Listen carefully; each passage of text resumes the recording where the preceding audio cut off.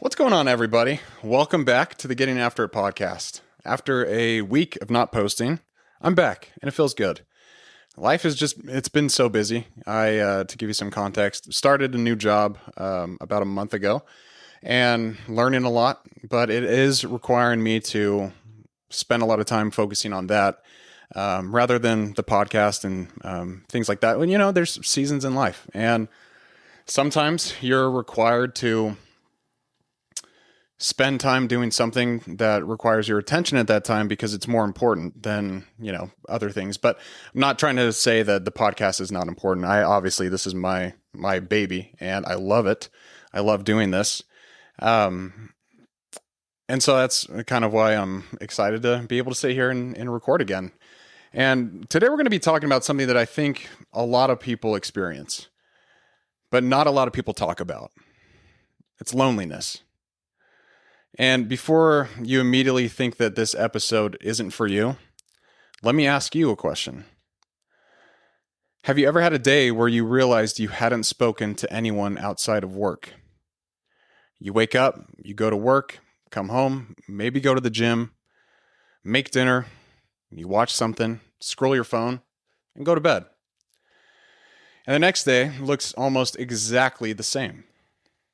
You might technically know a lot of people. We're connected. That's one beautiful thing about the time that we live in now, is that we're able to be connected with so many people through the power of digital devices. You have coworkers, acquaintances, people online, friends, family. But when you really think about it, you're not actually connected to very many of them. You might, be their friend on Instagram or on Facebook or whatever, but a lot of the times you're not, at least for me, I'm not deeply interacting with all the people who I follow, or I'm not having tons of conversations with the people who I work with. Like, we work together, but beyond that, especially in a remote job, you don't really get those opportunities to be with people as much as we used to be. And that's the strange thing about loneliness in the modern world. Is we are more connected digitally than any generation in human history. Yet loneliness is rising everywhere. Why is that? My wife, she told me a phrase that has stuck with me for quite some time, and it's, if you want a village, be a villager. If you want community, you have to participate in building it. You can't wait for it to just show up. And today I want to talk about why loneliness happens, and more importantly, what we can actually do about it. But before we get into the research and ideas, I want to start with a story, because I have experienced this myself. There was a time in my life where loneliness was palpable. I could feel it. I knew that I was alone. I moved up to Utah by myself. I had a job at Pattern, and they required me to work in the office, which meant I needed to move up to Utah. Funny enough, I never thought that I would leave Arizona. I love Arizona. It's a great place. And I remember having so many conversations with my family and friends, people who I talked to, and I remember telling him, like, I'm never leaving Arizona. And if you would have told me that I'd be living in Utah and I would love it, I would have laughed. I would have said, there's no way. During this time when I moved up, it was truly the first time where I was away from family. I did serve LDS mission. But even then it was different, because that you're only out there for 2 years, and that the time will end and you'll be back with your family eventually. Like, you have a timeline in sight. But this was the first time I was truly alone. It was the first time that I had the decision that I made, that I was going to leave the environment I grew up in. I was going to leave Arizona. And when you make a move like that, there's so much excitement at first. You got a new place. There's new opportunities. You have a new life. It's a chance for you to meet people and really think about how you want them to remember you, and how you want them to perceive you, and to, to make opportunities from the things that you do in new places. And if you've ever moved, I'm sure you understand what I'm talking about. Like, there is a lot of excitement, but once that excitement kind of fades, reality sets in. And you wake up one day and you realize you don't actually know anyone around you. At least that's what happened to me. I had some family up in Utah. They were nearby, but they had families. They were doing things that they needed to do, like work and take care of their kids. And so we didn't spend a lot of time together. And outside of that, I was really on my own. And my routine looked like this. I would wake up, I would go to the gym early in the morning, I'd go to work, I would come home, I would cook dinner, and then work on or record the podcast. And then repeat the whole thing the next day. And it was probably a good 7 months before I started being social again. And that was hard. Everything I was doing was on my own. I would go to the gym by myself. When prior to that, Drew and I, my brother, we would work out all the time. I had to go to work by myself. And of course, there were people there who I really loved. Pattern, I only have good things to say about it. And especially the people who worked there. And I became friends with a lot of them. But again, the same kind of thing happened. Like, they were all busy doing things after work. And I did hang out with a couple of people occasionally, but like, that was a very rare thing for me. And this whole experience it was something that I haven't really talked about publicly. But looking back now, I can see exactly what was happening at that time. I lacked human connection. Like, I felt like I was lost. I felt like, that loneliness feeling obviously was very heavy at the time, but I felt lost. I felt like I didn't know what I'm supposed to be doing with my time. And that was hard. And I wasn't building relationships. I wasn't spending time with people. I wasn't creating a community. And there were even nights when, this is kind of a sad story, but there were nights where I would record a podcast episode, I would upload it, sit back, and realize I might be talking into a void. And that's a weird feeling. Here I am. I'm working on creating something that I care about, and I'm speaking from the heart. And it feels like nobody is there to hear it. I remember finishing episodes, sitting there in my apartment and thinking, man, what am I doing? What am I doing? What's the purpose of all this? There was activity in my life. I was working, I was training, I was building the podcast. But activity and connection are not the same thing. And that's what was the missing piece in this situation. Marcus Aurelius once wrote, "What is not good for the hive is not good for the bee." Human beings are social creatures. You know this. We are wired for connection. That's all it is. Like, we love being around people. Even if you're an introvert, you need human connection. Like, you can't go through life alone. It's a heavy thing to have to do. And if you're trying to do it alone, it's pretty tough. And that's why community is very important. And when that connection is missing, you feel it. Like, even if you can't quite explain why, you can feel it. And like I said, I felt like I was lost. And it wasn't because my life was falling apart. It was great. I had a great situation. I was very disciplined with my work and my training and the podcast. And, I did do a lot during that time. But I was missing something that was essential, which is connection. And it took me a while to understand what that was. Now, fast forward to today, recently. I'm going to talk a little bit about my new job. So I started a new one. It's fully remote. And I'll be honest with you, I was very scared. I've worked one remote job before, and it was not my favorite.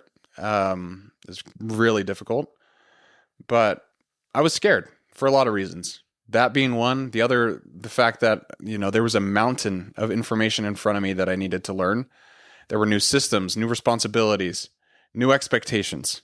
And it really tested me. Still is testing me.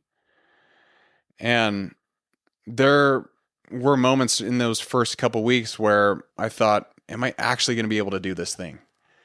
Because, I am used to being in environments where if I have a question, I can just ask my manager or I can ask another team member. They're sitting right there.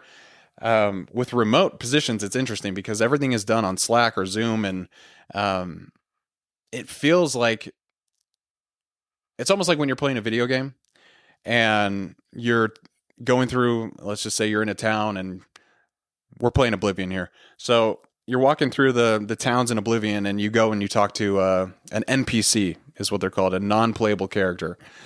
And you go and you talk to him, and it gives you a list of things that you can say to him, like, you can choose this response or this one. And, you have a conversation with this person. You're selecting what text you want your character to say to that person, and they will respond with canned messages, like already predetermined messages. And that's kind of what it feels like working a remote job, to be completely honest. It's like I'm working, I have to be careful with what I say, but it's like I'm working with a bunch of NPCs. Like it's hard to get that connection through a Zoom call. And I was struggling during that time because like I said, I was not used to an environment like that. I like being around people, especially in work environments. I like having other people who are determined and trying to work towards the same goal together and around me. That's the truth. But a couple weeks ago, I started really getting anxious, and I was feeling overwhelmed with all the things that I needed to learn. I was feeling alone, even though, I'm working from home. I have Allie here and my brother-in-law's here, and I still felt lonely. Didn't even know if like this is the actual thing I wanted to do, or like I wasn't expecting certain things with this new position. And I didn't know what to do. I felt like I was kind of stuck, a little bit trapped, but I felt like I needed to do something. And so what I did was I started reaching out to people. I went over and talked to my dad for a long time. I told him everything that I'm feeling, all the things that I'm going through and my concerns and worries. And he sat there and listened, and he's a great dad. He gave me some good advice. That's something I'm truly grateful for. I spent time with my brother. I went to my nephew's baseball game and watched him, the Bomb Squad, that's their name. Legit. They're actually number 1 in their league, so that's right. I'm a proud uncle. But I also would talk to Allie on our walks. She would just let me vent, and she would listen, offer advice, and I'm so grateful for that woman. She is the best.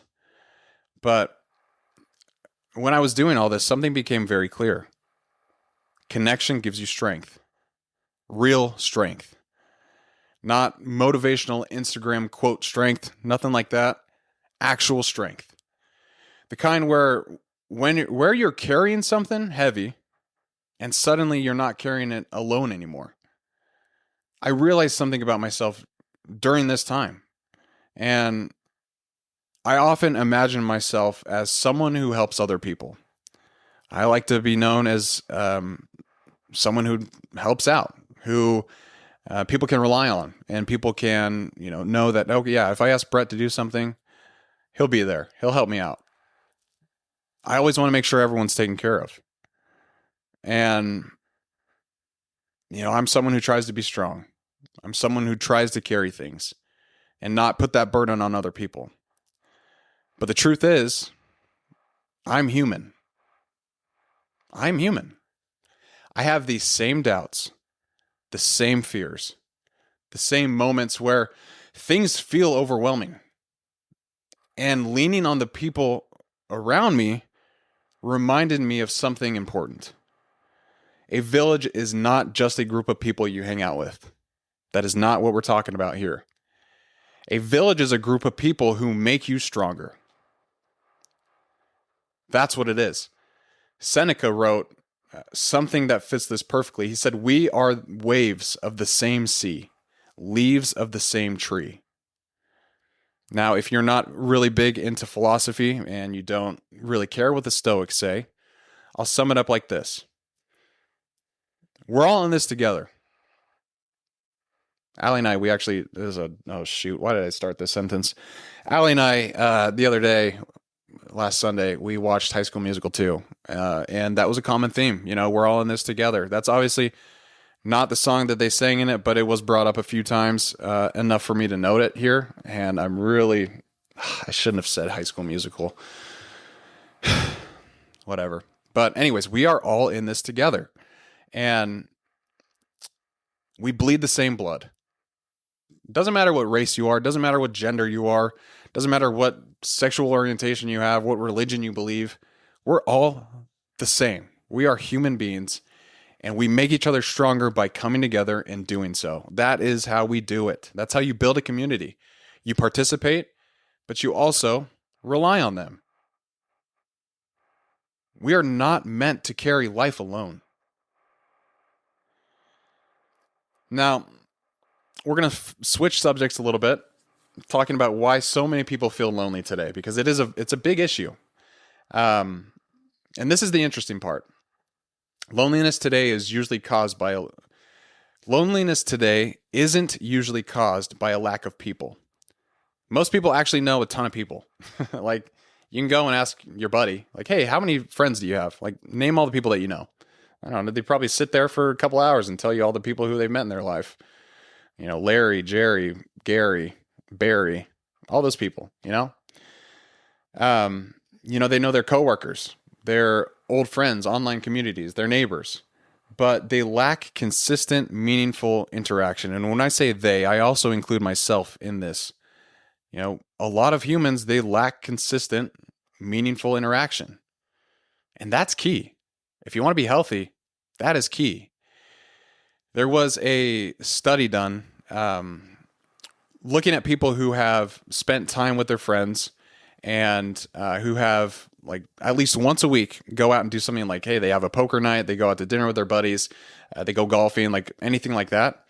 And their general sense of happiness was rated much higher than people who don't do that. And it's a simple thing. You can go hang out with your buddies for a couple hours one night a week, but the return that you get on that time spent together is amazing. It's great. Like, you get so much back from that short amount of time that you're with people. And one of the biggest reasons for the lack of connection that I'm talking about is the fact that we live in a digital world. Most people spend more time interacting with their phones than with the people that are around them. And that's kind of a sad thing. That's a little bit sad, honestly. You walk into a restaurant and half the room is staring down at a screen. You sit in a waiting room and everybody is scrolling. Even when people are together, sometimes they're still on their phones. And here's the tricky part. Scrolling creates the illusion of connection.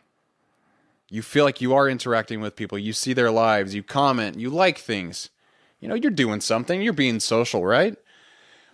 But you're not actually building relationships. Be honest with yourself. You're not actually building relationships by saying, oh, so happy for you guys. You went to Peru. Or your outfit is awesome. Are you actually building a connection with interactions like that if you're commenting on people's things?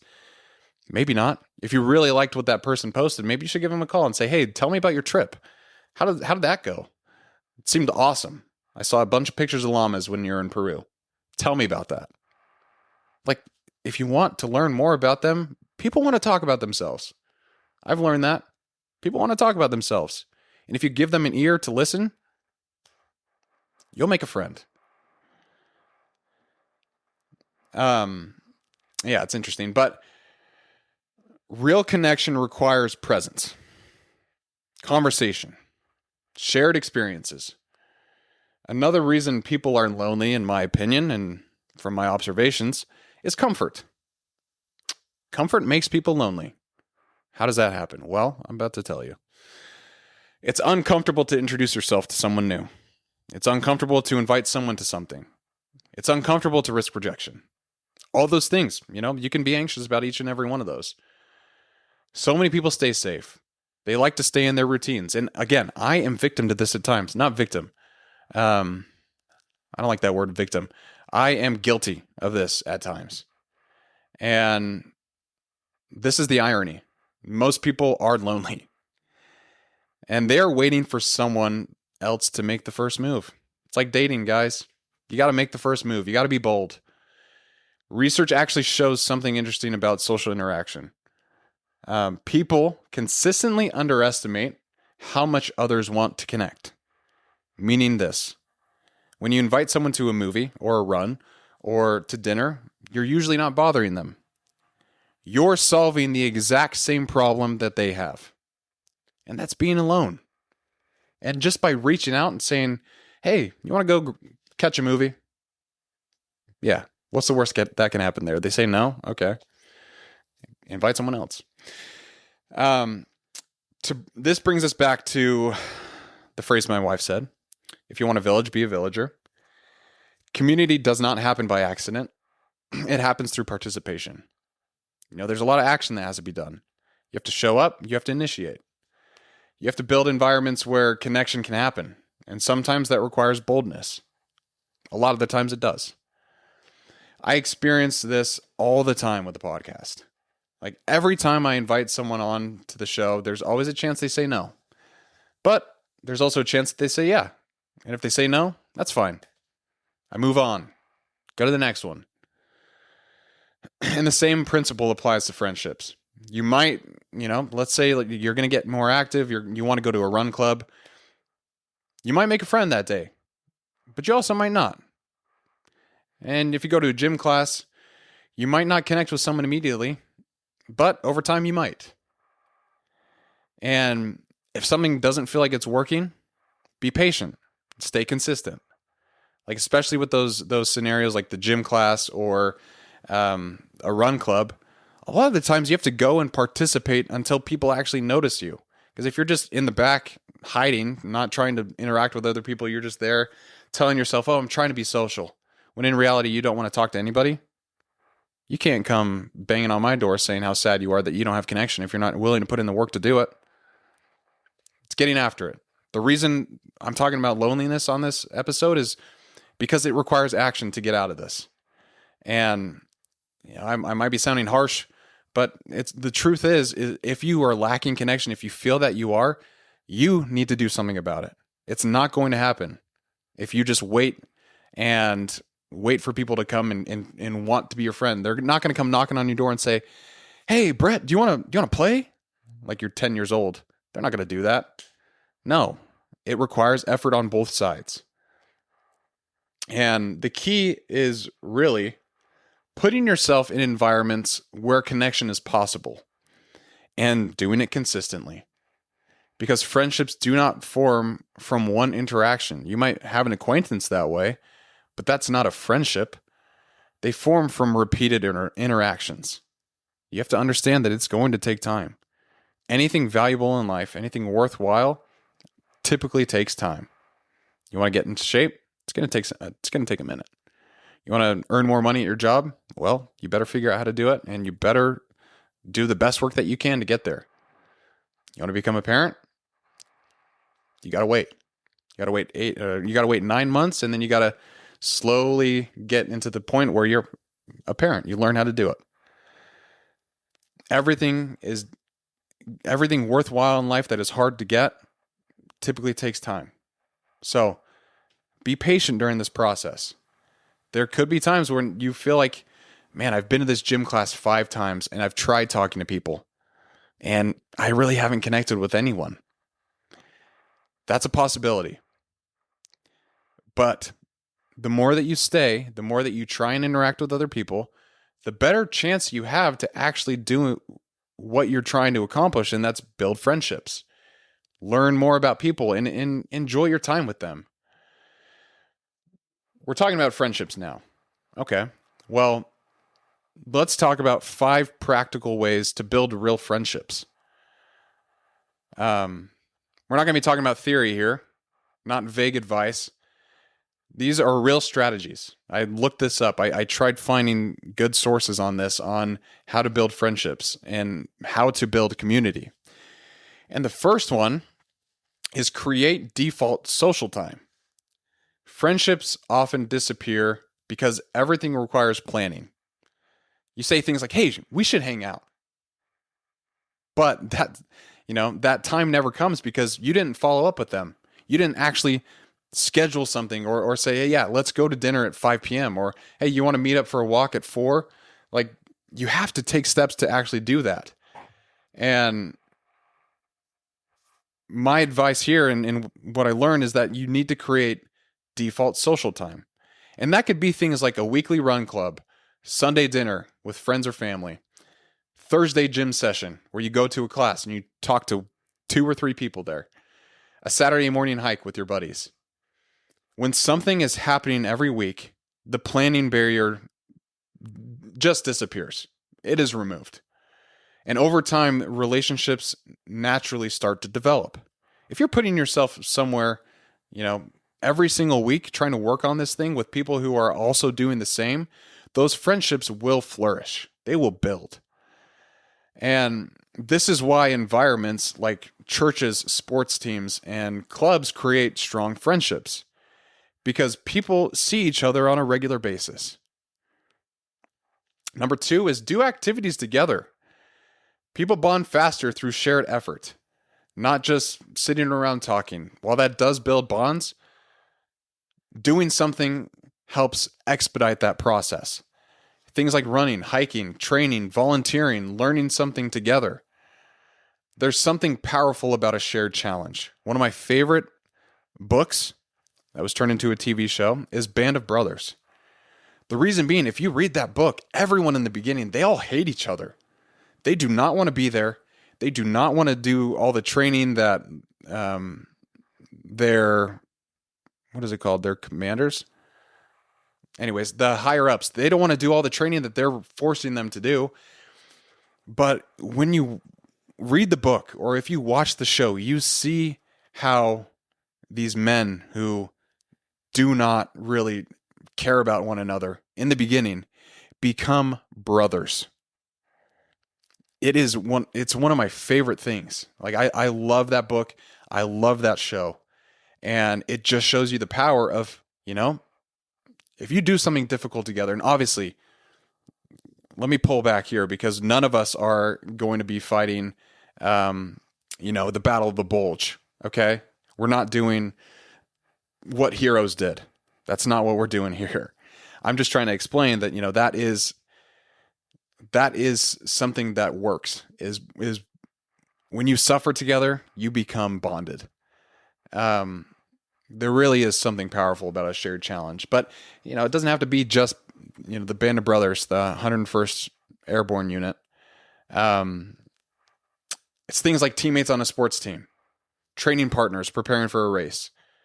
Struggle bonds people. And Seneca once said, fire tests gold, adversity tests brave men. And shared adversity, shared effort, that brings people together. Number 3 is be the initiator. Most people are waiting. You know this. We've been talking about this. They're waiting for someone else to make that first move. But the people who build strong communities usually do one simple thing, and they initiate. Hey, you want to grab a drink? Hey, I'm going on a run Saturday. You want to come? Hey, by the way, we're making tacos Tuesday night. You can come over if you like. We'll have plenty. Simple invitations, low pressure. And the worst thing that happens is someone says no. But the best thing that happens is you start building real friendships. It seems like a very, very easy trade-off. They either say no or you get closer with them. Also, I don't know, this also could happen where you invite them over for tacos and you realize maybe I don't have to spend a lot of time with this person. Maybe I don't like them as much as I thought I did. That doesn't happen a lot, but I'm just saying, at least you will know, right? And then you can focus on something else. Number 4 is limit your passive social media time. Social media on its own isn't inherently a bad thing. I love social media. I spend a lot of time preparing for the podcast by looking at what other people are saying and listening or watching a bunch of philosophy TikToks. Or I've also been getting recently hype Jesus videos, which are awesome. It's always some guy saying something about It's like a preacher or someone just like saying how much they love Jesus, and then it like cuts to all these really cool photos of Jesus. So my For You page is all over the place, but Hype Jesus has been in there and I love it. But passive scrolling, back to this, often replaces real interaction. And a simple rule that works for a lot of people is this. You replace 30 minutes of scrolling with real interaction. Maybe you just call a friend. You can text someone, invite someone to go to lunch. But real connection beats digital connection every time. Every time. I was listening to a podcast with Theo Vaughn and Chris Hemsworth, of all people. And it was really funny because they started talking about how online, people are just so ruthless. They're so mean. And a lot of the times it's because they don't feel like there's another person on the other side.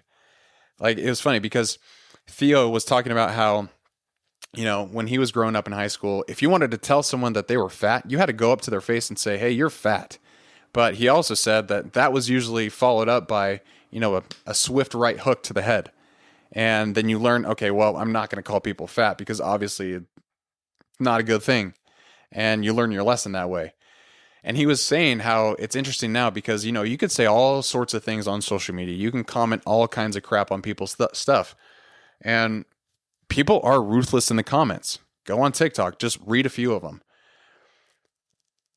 And I don't think people understand that they're talking to another person. It's interesting. It's like I said with the NPC thing. A lot of the time it feels like that everyone you see on TikTok or Instagram or Facebook, YouTube, it feels like they're NPCs sometimes because you don't have that connection. So instead of scrolling, try and be intentional with your time and spend 30 minutes trying to interact with someone. FaceTime, call them, whatever. Just spend time trying to talk to someone. The fifth is build third places. What does that mean? Well, a third place is somewhere you go regularly besides home and work. That's a third place. Historically, this is where most friendships are formed. Now, examples for this include the gym. You can say coffee shops, churches, run clubs, like rock climbing gyms, community centers, anywhere that you can spend a lot of time doing something that you enjoy as a activity. You can pickleball, racquetball, basketball, whatever, any of the balls. That is a place where you can meet people and invite people to and have fun with them. Like, even if it's church, hey, you want to come worship with me on Sunday? If they say no, okay, fine. But at least the invite's out there. These places, they create natural interaction. Natural repeated interaction, in fact. And because you see the same people all the time, you start those conversations, you have those conversations. Small interactions slowly turn into friendships that last. That's what we're trying to build here, are friendships that last, so we don't have to do life alone. That's the goal. Now, I have a underrated solution to loneliness. This is Brett Rossell's underrated solution to loneliness. So get ready, gear up for this. There's one more thing that helps people reduce loneliness. And it's something that many people, they often overlook. It's helping others. Helping others has always been something that immediately makes me feel like I'm not lonely. And it's hard to explain how that makes you feel until you experience it yourself. But loneliness decreases dramatically, in my experience, when people feel they are needed. And it can be something that's very simple. You could do things like mentoring someone, hosting events, hosting dinners, like the taco night, volunteering, teaching someone, going over and helping someone in their yard. Like, if you have a grandparent that needs a little help around the yard, go help that person. Because serving others creates meaningful connection. It creates meaning for you, but it also shows that person that you care. And they will reciprocate that well. And often the fastest way to build relationships is to contribute to other people's lives. If they know that you care, you will get closer to that person. One of my favorite examples of this is my brother Drew. You know, we've always been close, but I would say in the past 2 years, we've gotten closer than we ever have been. And a lot of the times it's because we work on the same goals together. We train together, and he came to me early on and was like, I need help training, and I need you to get me into shape. And because I helped him, like, one, I saw what he was doing. I was very impressed with his transformation and everything that he was trying to accomplish and cleaning up his diet. And two, I think because I helped him, I could be speaking just completely out of whack here. So Drew, if this is wrong, please correct me. But I feel like because I helped him, he was grateful for that. And we just became even closer because, you know, I stepped in and helped. He helped me with a few things. And now we're like close. I wouldn't say, yeah, I don't know, but we are very close. Like we are brothers, and that carries a lot of weight. So if you feel like you're lonely, find a way that you can serve someone else. Volunteer, do whatever you have to do, but just try. Now, I want to leave you with a challenge. So if you're listening to this episode and you feel lonely, here's the challenge. 3 things you have to try this week. That's it. 3 things. You can do that. You got a lot of time. You can work this in there. First, invite one person to something. The gym, a walk, dinner. Make it low pressure, but invite someone. Even if they say no, you did your part. But I would push you to invite someone else if that person said no. Second, you need to attend one group activity. That could be a run club, a gym class, church, or some kind of volunteer event. Put yourself out there and go to some kind of group activity. Third, replace 30 minutes of scrolling with real interaction. Like I said, call someone, text someone, go meet someone.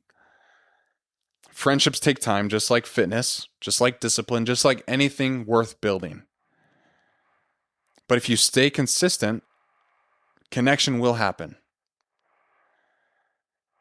Because villages aren't found, they are built.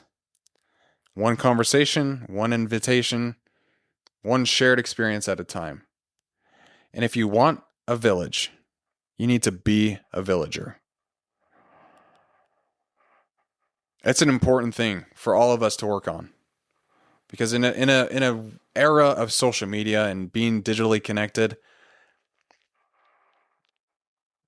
it feels like we've lost a lot of that. We've lost a lot of, that connection. And it makes me sad a little bit because I love people. I love being around people. And it's sad that a lot of people feel that way, that, there's no one who understands them. There's no one that they can reach out to. They don't have any close friends. They don't have any close family. And that hurts me. That makes me sad. And if that is you, please reach out, either to me or to someone. You need to be the initiator. And this is more advice to you if you feel like you're struggling with loneliness, but be the initiator and be patient. But you have to work on actually showing up, being someone who actually participates in regular events with other people or volunteers on a regular basis. Like, just start getting consistent with that. Connection will show up, but it takes time. And so if you feel like it's not happening as quickly as you would like, you're not doing anything wrong. It just hasn't happened yet. And you need to have that perspective and stay in the fight, because it's worth fighting. None of us are meant to carry life alone. Life can be very heavy at times, just like how it's been very heavy for me these past few weeks. Just like it was heavy for me when I moved up to Utah on my own. Or when I'm training for a race and I'm very close to the actual race date. It's tough. But when you have people by your side who care about you, who you care about, it makes it a little bit lighter. Like when I was saying earlier about how I reached out to my dad, my brother, and talked to Allie, I found real strength in that. And I think a lot of the reasons why people have anxiety or depression these days is because they don't have that social connection that we used to have. Like, if I wanted to go hang out with friends back in the day when I was young, I had to go to their house. I would have to be like, hey, I'm coming over. I just ride my bike over there and knock on their door and say, hey, do you want to hang out? But it takes effort like that.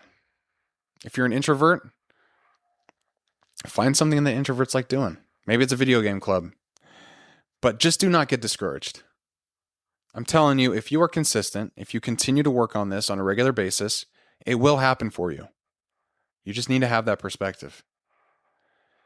But I really appreciate you all for listening to this episode.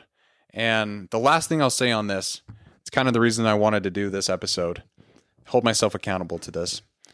But, I talk a lot about how getting after it, I want it to be a community. But to be completely honest, I'm not doing much to make that happen. And so, me saying this, I want to make it very clear that there's going to be a shift in the podcast. I am going to shift my strategy and what I'm talking about. We will still cover topics. We'll do standalone topics. But I want people on the show. That's the truth. I want them to talk about what they've experienced, what things that they've learned.